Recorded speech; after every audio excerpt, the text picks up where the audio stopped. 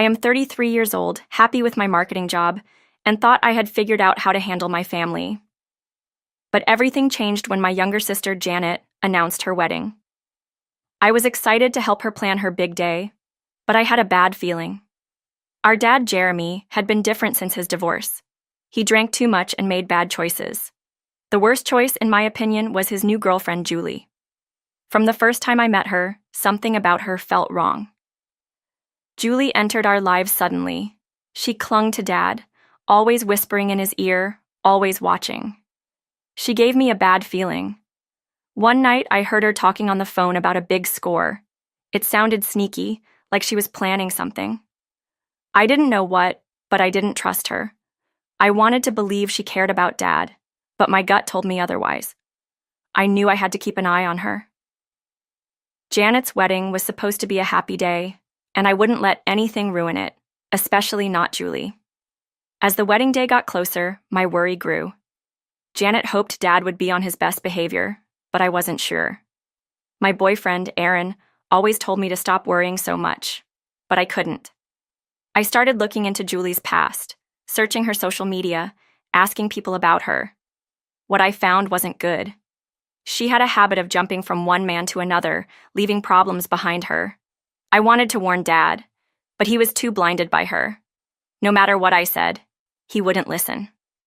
The night before the wedding, Janet and I were at the venue, checking the final decorations. Everything looked beautiful. For a moment, I felt calm. Then, Dad and Julie arrived. My heart sank the moment I saw him. His eyes were red, his smile sloppy. He was already drunk. Julie, on the other hand, looked perfectly fine. Too fine. Her sharp eyes moved around the room like she was studying everything. Janet ran to hug Dad, happy to see him. I forced a smile, pretending everything was okay. But inside, I knew tomorrow was going to be a disaster. The wedding ceremony was magical. Janet looked stunning in her white dress, smiling as she said her vows. For a few minutes, I allowed myself to believe everything would be okay. But as soon as we entered the reception, I saw him. Dad was already at the bar, holding a drink, laughing too loudly. Julie stood beside him, gripping his arm tightly. My stomach twisted. I looked at Janet. She was happy now, but how long would it last? I had a feeling that something bad was coming.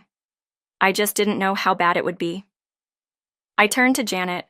Her face had changed, her smile fading. "Dad's making a scene," she whispered. I took a deep breath. "I'll take care of it," I promised.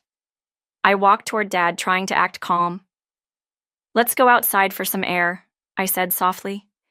Before Dad could answer, Julie stepped between us. "Leave him alone," she snapped, holding onto his arm. Her voice was cold, protective.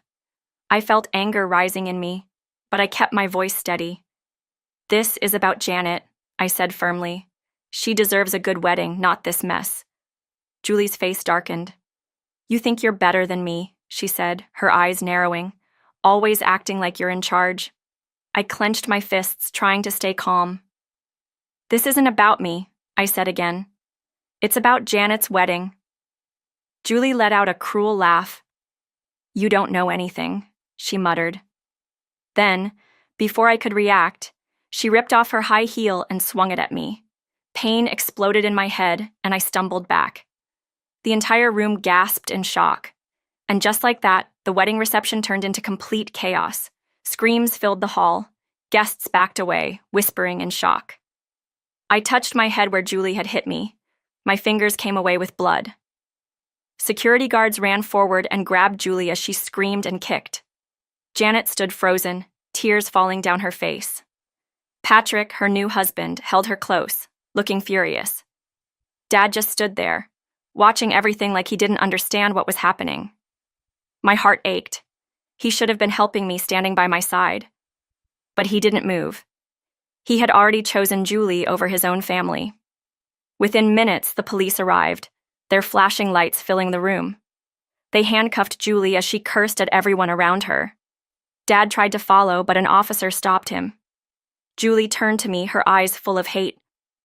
"This isn't over," she spat. My hands shook. my body tense. Janet collapsed into my arms, sobbing. "I'm so sorry," she whispered. I held her tightly, my heart breaking for her. This was supposed to be the happiest day of her life. Instead, it had turned into something we would never forget, for all the wrong reasons. The days after the wedding felt unreal. There were police reports to file, questions to answer. I barely slept. Every time I closed my eyes, I saw Julie's face, heard her words. I jumped at every small noise. Aaron stayed by my side, holding me through the nightmares. "You're safe now," he whispered. But I didn't feel safe. Not when Dad kept leaving me voicemails defending Julie. "She didn't mean it," he slurred in one message. "Let's just move on." Move on? How could I move on when my own father was still standing by her side? A week after the wedding, Dad showed up at my apartment smelling like alcohol. His eyes were glassy, his shirt wrinkled.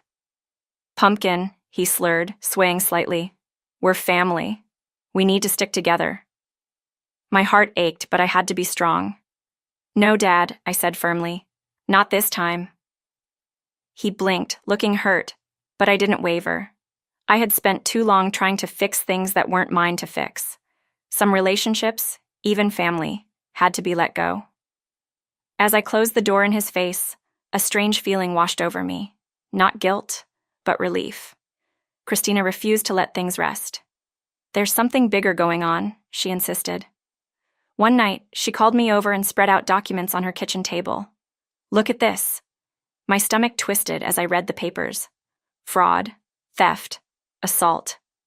Julie had a long criminal history, and Dad's name was linked to her financial schemes. He wasn't just a victim. He had helped her. I stared at the proof, my heart pounding. My father had been part of something dark, something illegal. The man I thought I knew wasn't just lost. He had chosen a path I couldn't follow. Telling Janet was heartbreaking. She sat at the table, staring at the papers. "This can't be real," she whispered, tears welling in her eyes. I reached for her hand. "I wish it wasn't," I said softly. "But we have to accept the truth." She wiped her tears, her face hardening.